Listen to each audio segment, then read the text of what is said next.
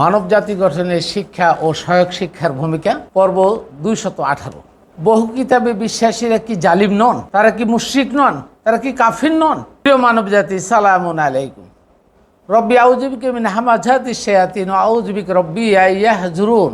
আমরা সকলেই জানি এবং বিশ্বাস করি যে সকল মানুষ এবং এই জগৎসমূহের অন্তর্গত আমাদের জানা বা অজানা যা কিছু আছে সব কিছুই আল্লাহর সৃষ্টি এবং নিয়ন্ত্রণাধীন।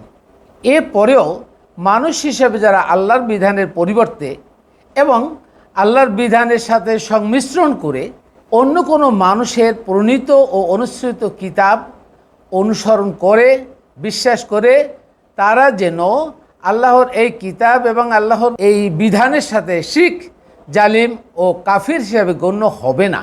তারা কেন গণ্য হবে না? বিষয়টি কোরআনের দলিলের সাপেক্ষে বোঝার জন্য বিশদভাবে বিশ্লেষণ করার চেষ্টা করছি ইনশাআল্লাহ।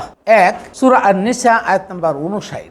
ইয়া আইয়ুহাল্লাযীনা আমানু আতিউল্লাহা ওয়া আতিউর রাসূলা উলিল আমরি মিনকুম ফাইন তানাযাতুম ফি শাইইন ফারুদ্দুহু ইলাল্লাহি ওয়া রাসূলি ইন কুনতুম তুমিনুনা বিল্লাহি ওয়াল ইয়াউমিল আখির যালিকা খায়রুল ওয়া আহসানু তাওয়িলা।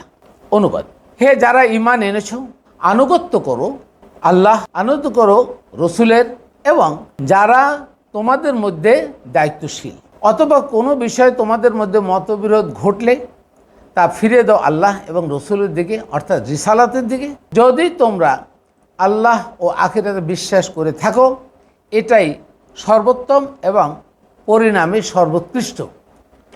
আমরা একটু বিশ্লেষণ করি।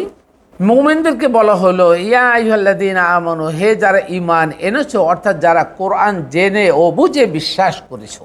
কতটুকুন কোরআন? পরিপূর্ণ কোরআন জেনে ও বুঝে বিশ্বাস অর্জন করেছো, তাদেরকে ঈমানদার বলা হয়। এবং তাদেরকে বলা হলো আতিউল্লাহ, আল্লাহকে অনুসরণ করো। তো আল্লাহকে হাউ টু ফলো আল্লাহ, আল্লাহকে তো আমরা দেখি না সাধারণ চোখে, তাহলে আল্লাহকে অনুসরণ করা মানে হলো অনুসরণ করো আল্লাহর এই বিধান, অর্থাৎ কোরআন অনুসরণ করো, একমাত্র কোরআন। এরপর বলা হলো আতিউর রাসূল, এবং রসুলের অনুসরণ করো। আর বলা হলো উলিল আমরি মিনকুম, তোমাদের মধ্যে থেকে দায়িত্বশীল যারা উলিল আমরে, যারা হলো আমর সম্পর্কে অধিক জ্ঞানী। আমর হলো আল্লাহর নির্দেশ, আল্লাহর আদেশ, আল্লাহর বাণী সম্পর্কে যারা জ্ঞানী, উৎকর্ষিত আকলের অধিকারী, তাদেরকে অনুসরণ করতে পারো। তার মানে হলো আল্লাহ বুঝাতে চাইলেন যে উলিল আমরি মিনকুম এবং রসুল, এরা আল্লাহর বিধানের সাথে সাংঘর্ষিক কোনো কথা বলতেই পারেন না। অর্থাৎ আল্লাহর বিধানের সাথে যারা সাংঘর্ষিক কথা বলবে, তারা রসুলের হওয়ার অধিকারী নাই, তারা উলিল আমর হওয়ার অধিকারী নাই। অর্থাৎ উলিল আমর এবং রসুল হতে হলে আল্লাহর রিসালাতের সাথে 100% পরিপূর্ণভাবে একত্রতা ঘোষণা করেই তাকে রসুল হতে হবে, না হলে সে রসুল থাকতেন না। আল্লাহ যেমন সূরা মায়েদা 67 নম্বর আয়াতে বলা আছে, যেটা আমি পরবর্তী বলবো, অইল্লান তাফাল, যদি আপনি রিসালাতকে প্রকাশ না করেন, সবাইকে রিসালাত না বুঝান, না জানান, হুবহু না জানান যা আপনার উপর নাজিল হয়েছে, তাহলে ফামা বাল্লাগতা রিসালাহ, তাহলে তো আপনি রিসালাত পৌঁছানো রসুলই থাকবেন না। এই বিষয়টি অনেকে আমরা যারা ভুলে ফেলছি, মন করে কথা বলছি, আমরা বলে ফেলছি যে আমরা রসুলের অনুসরণ করব, মানে হলো রসুলের নামকরণ করে, নবীর নামকরণ করে যে হাদিসগুলো আসছে ওই হাদিস অনুসরণ করতে বলছেন। না ভাই, হাদিস কখনো কোরআনের সাথে সাংঘর্ষিক হতে পারে না। আল্লাহ নিজের এই বিধানের সাথে অন্য কাউকে ইখতিলাফ করবেন না। আল্লাহ নিজেই বলেছেন যে এই কোরআন যদি আমি আল্লাহ একমাত্র আল্লাহ থেকে নাজিল না হয়ে অন্য কোনো ইলাহ থেকে হতো, তাহলে লাওয়াজিদা ফিহি ইখতিলাফান কাসীরা, তাহলে তোমরা এর মধ্যে অনেক ইখতিলাফ পেতে, বহুবিধ বিশৃঙ্খল কিছু পেতে। সুতরাং এক আল্লাহর পক্ষ থেকে কোরআন নাজিল হয়েছে, এর মধ্যে আল্লাহ রসুলকেও শরিক করবেন না, বা উলিল আমর যাদের আছেন তাদেরকেও শরিক করবেন না। অর্থাৎ যারা দায়িত্বশীল বলতে রসুল একজন আল্লাহর দায়িত্বশীল, এবং উলিল আমর যারা তারা দায়িত্বশীল, এরা কখনোই এই আল্লাহর বিধানের সাথে সাংঘর্ষিক কোনো বিধান দিতে পারেন না, দেন নাই। যারা ভুল বলছেন তাকে এখান থেকে সংশোধন হতে হবে, অর্থাৎ বিধানদাতা একমাত্র আল্লাহ। এরপরে বলা হলো, যদি তোমরা এর ভিতরে কোনো কিছু মতবিরোধ পাও, কোনো ধরনের কোনো সন্দেহ পোষণ করো, যেহেতু লা রাইবা ফিহি, কোরআনে কোনো সন্দেহ নেই, তারপরে যদি তুমি উলিল আমর থেকে অথবা রসুলের থেকে কোনো বাড়ির থেকে যদি কোনো সন্দেহের অবতারণ হয়, ফারুদ্দুহু ইলাল্লাহ, তাহলে আল্লাহর দিকে চলে আসো, ফিরে আসো। তার মানে কোরআনের দিকে ফিরে আসো।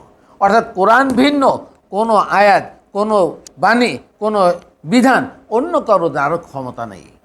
আর বলা হচ্ছে এইটাই সর্বোত্তম পন্থা এবং আমাদের পরিণামে সর্বোৎকৃষ্ট, অর্থাৎ এর চেয়ে উৎকৃষ্ট কোনো পরিণাম হতে পারে না যদি আল্লাহর এই বিধান অনুসরণ করি। আর যদি আল্লাহর বিধান অনুসরণ না করে অন্য কোনো বিধান অনুসরণ করি, তার থেকে সর্বনিকৃষ্ট কিছু হতে পারে না। 2 সূরা আন-নিসা 4-65, ফালামা রাব্বুকা লা ইউমিনুনা হাত্তা ইউহাক্কিমুকা ফিহা শাজারাম বাইনাহুম সুম্মা লা ইয়াজিদু ফি আনফুসিহিম হারাজাম মিম্মা কাযাইতা ওয়া ইউসাল্লিমু তাসলিমা। অনুবাদ, ফালা, কিন্তু না, তোমার রবের শপথ, তারা মুমিন হবে না যতক্ষণ পর্যন্ত তারা তাদের ঝগড়া বিবাদের বিচারের ভার তোমার উপরে অর্পণ না করে, অতঃপর তোমার দেওয়ার রায় সম্বন্ধে তাদের মনে কোনো দ্বিধা থাকবে না এবং সর্বোত্তমে তা মেনে নেবে। সমাজে অনেক ভুল ব্যাখ্যা অপব্যাখ্যা চলে আসছে।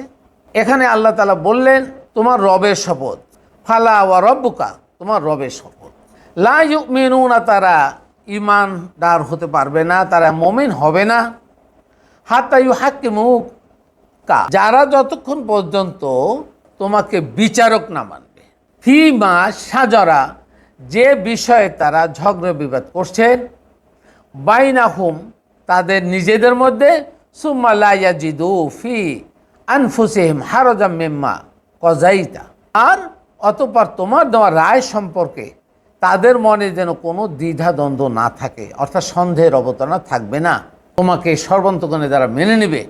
তাহলে এখনও একটু দেখতে হবে যে রসুল কোরআনের বাহিরে কোনো বিধান দিতে পারে? একমাত্র কোরআন আছে যেখানে বলছে লা রাইবা ফিহা, যার মধ্যে কোনো সন্দেহ নেই।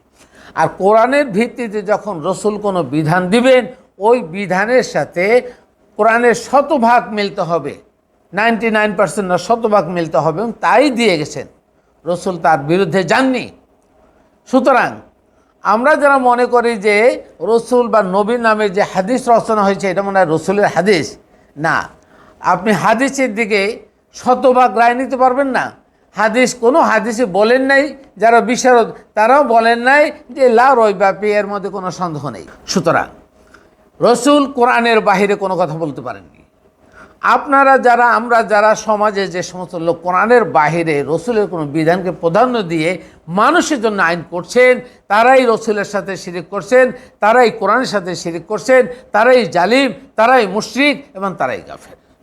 আর এই রসুল এর নাম দিয়ে বা নবীর নাম দিয়ে যে সকল হাদিস বর্ণনা করে মানুষের জন্য ছেড়ে দেওয়া হচ্ছে, তার ভিতরে ইজমা কিয়াস লাগে শরিয়া বানাচ্ছেন, এই শরিয়া তারা অনুসরণ করবে। এই শরিয়াতের লোকগুলো শিরিক করলেন এবং আল্লাহর সাথে জুলুম করলেন, কোরআনের সাথে জুলুম করলেন, তারাও কাফের, কোনো সন্দেহের অবতারণে নেই। সুতরাং আমরা যেন সঠিক জিনিসটা বোঝার চেষ্টা করি। নাম্বার 3 নিসা আয়াত নাম্বার 4-80, মাইয়ুতুর রাসূল ফাকাদ আতা আল্লাহ ওমান তাওয়াল্লা ফামা আরসালনাকা আলাইহিম হাফিজা। যে, অনুবাদ, যে রসুলের আনুগত্য করলো সে আল্লাহরই আনুগত্য করলো, আর যে মুখ ফিরিয়ে নিল তাদের উপর পাহারাদ হিসাবে আমরা তোমাকে পাঠাই দিই। একটু বিশ্লেষণ করার চেষ্টা করি।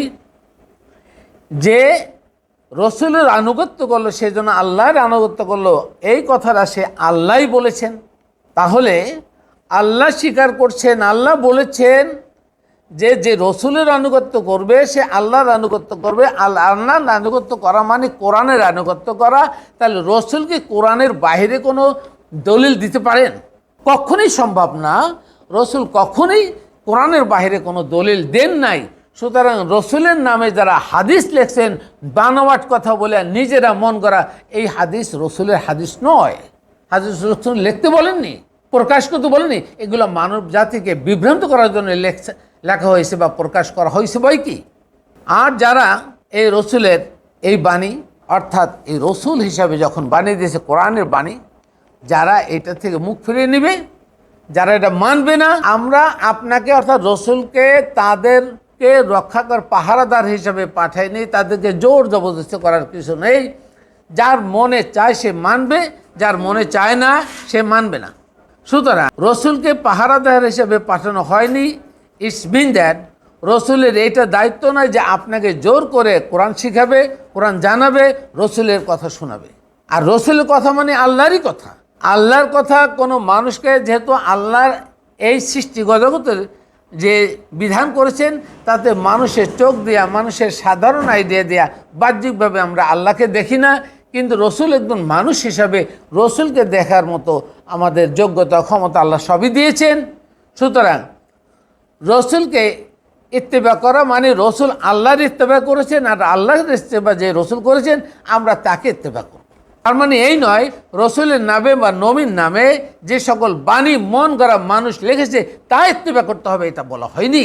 সুতরাং আজকে যে কথাগুলো বলা হচ্ছে এটা যার মনে চায় সে মেনে নিবে, যার মনে চায় না সে মেনে নেবে না। আর যে যেভাবে মেনে নেবে সে সেইভাবে সফলতা পাবে, আর যে মানবে না সে বিফল হবে এবং সে জাহান্নামে যাবে, কন্টিনিউ হবে।